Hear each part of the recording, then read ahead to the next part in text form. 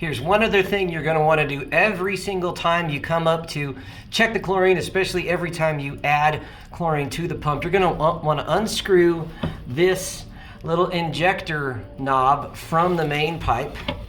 Set it to the side. Make sure you go ahead and unplug the chlorine pump for this. And you want to check to make sure that there is a nice little bubble. And by bubble, I mean it's coming up right through the injector knob right there. You can see if I knock the water away, a little bit seeps out. That tells us that the little spring inside of that, there's a metal spring, and that controls, it's like a one-way check valve to make sure water goes in this way but not out this way. And if you get that little bubble, that means things are working great. If you don't get that little bubble, that means something is clogged up inside.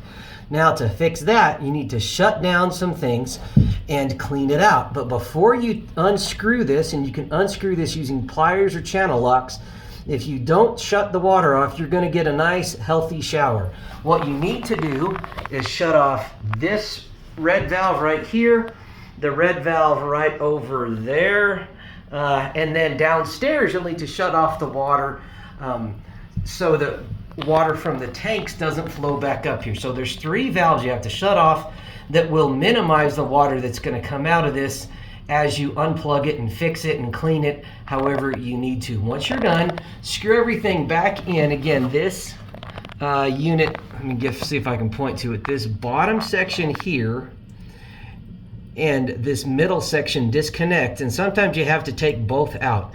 If you unscrew the bottom piece, you need to put plumber's tape on it before you reinsert it into the pipe. This middle section goes into the bottom section just hand tight. It doesn't have any special plumber's tape or goop or any kind of dope fitting, anything like that.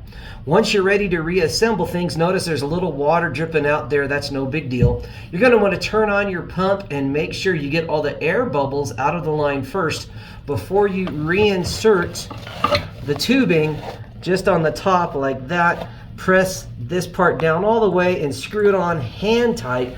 Please do not use channel locks or pliers to do that because it could break the plastic. So just do that piece hand tight and then you should be good to go.